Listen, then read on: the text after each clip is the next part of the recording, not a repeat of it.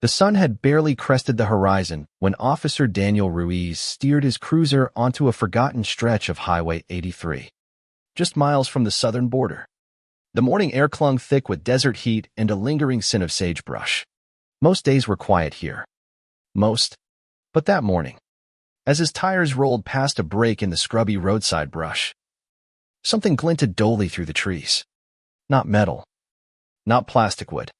Ruiz slowed his vehicle and reversed. Backing up to the spot, he squinted through the windshield, then stepped out. What he saw stopped him in his tracks, a coffin. It was standing slightly tilted, almost camouflaged by the brambles and dust. At first glance, it looked like a discarded movie prop, too clean, too pristine, too deliberate for trash left on a rural highway. The polished oak glimmered under the rising sun, unscathed except for a few fresh gouges near the hinges. Ruiz approached cautiously. Years on the force had taught him that things left in places they shouldn't be almost always came with stories, usually the kind soaked in blood or secrets. He walked a slow circle around the casket. The hinges had been tampered with, rudely welded back into place. Whoever sealed this didn't expect it to be opened anytime soon. His gut tightened. Drawing a breath, Ruiz popped his radio off his shoulder and muttered, "Unit 7 requesting preliminary backup. Possible abandoned container. Unknown contents. Mile marker 222. Out." Silence answered him. He slipped on a pair of nitrile gloves, then placed one hand under the coffin's lid. It was heavier than expected. With effort, he lifted it open. Empty. But only for a second. Something was off. The velvet lining inside rippled slightly as if loosely attached.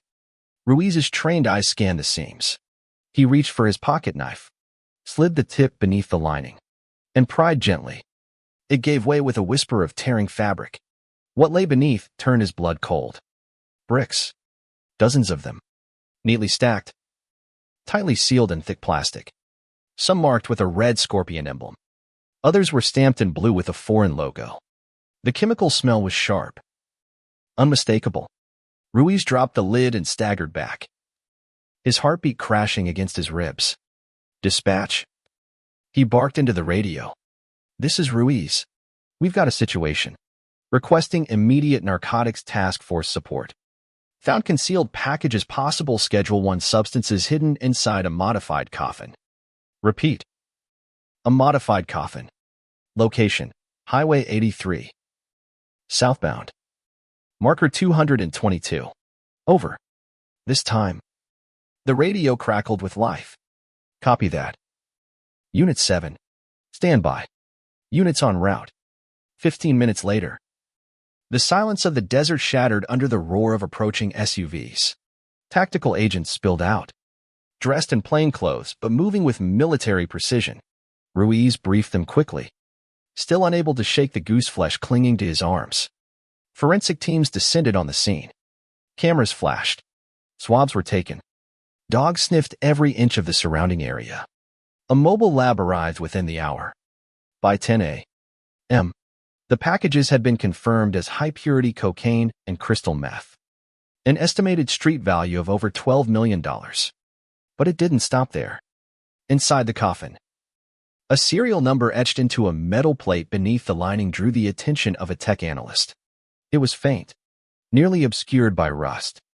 The number matched a shipment logged at a funeral home just across the Mexican border in Piedras Blancas. The funeral home, Sandaluz Eternal Rest, had no online presence. A single listing in a border registry was the only trace. No website, no reviews, no paper trail except for a single customs entry, flagged as urgent repatriation. Special Agent Helena Price from the Narcotics Division took the lead. She recognized the coffin setup immediately. "It wasn't the first time. This is cartel work," she murmured, lifting one of the sealed bricks to the light. "But this is the first time they've used mortuary transport this close to the highway. They're either getting sloppy or desperate." Further investigation revealed a chilling truth. The funeral home had been acting as a front for months.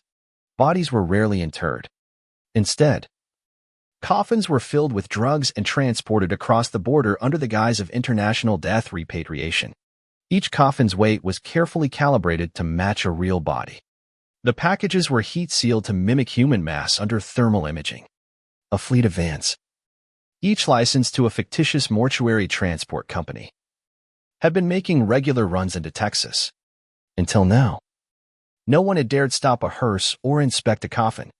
They exploited the one thing people instinctively avoid. Price said grimly, death. The smuggling ring operated with frightening sophistication. Digital trail analysis uncovered that the GPS tracking devices hidden in the coffins were linked to an encrypted satellite network. A single van had broken down the night before near mile marker 222.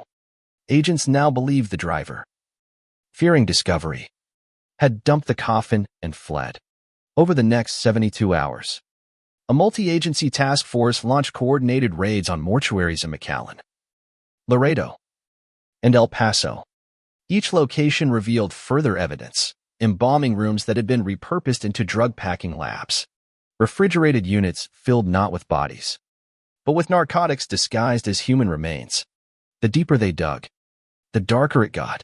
Ruiz, meanwhile, found himself thrust into the media spotlight. A lone patrol officer whose curiosity disrupted a multi-million-dollar cartel operation. Reporters lined the precinct gates. His mailbox overflowed. He received both death threats and medals. But he never forgot the feeling of that coffin's velvet lining giving way beneath his blade. It looked so normal, he told one interviewer. That's what got me. It was too clean, too perfect, like it wanted to be ignored. At a press conference weeks later, federal authorities confirmed that Ruiz's discovery had led to the collapse of one of the most sophisticated drug transport systems ever encountered on American soil. They called the case Operation Hollow Sleep. It was the kind of name that would make headlines. But for Ruiz, the story didn't end there. 6 months after the discovery, while returning from a routine call, Ruiz's cruiser was struck by a black SUV at a four-way stop. The impact was brutal. Witnesses said the other driver never braked. The SUV sped off before help could arrive. Ruiz survived, but barely. He spent 3 weeks in the ICU and emerged with scars that would last a lifetime. The official report called it a hit and run. But everyone in the department knew better. The cartel's reach was long, its memory longer. A federal protection detail was quietly assigned. Ruiz was offered a desk job, then declined. I didn't sign up for safety, he said. I signed up to see what others overlook. A year to the day after the coffin discovery, Ruiz was promoted to sergeant. He stood at the same mile marker where it all began and gave a brief speech to a small crowd of rookies in training. Sometimes evil hides in the quiet places, he said. Sometimes it dresses itself in respectability, in silk linings, in polished wood. But if you listen carefully, if you stop long enough to question what doesn't feel right, he paused, his eyes scanning the dusty highway, you just might find something that was never meant to be found. The sun beat down hard. The road remained empty. But somewhere, far beyond the silence, another coffin was being prepared, another scheme conceived, another officer driving a lonesome road, not yet aware that death, sometimes, doesn't mean the end but the beginning of a very dangerous truth.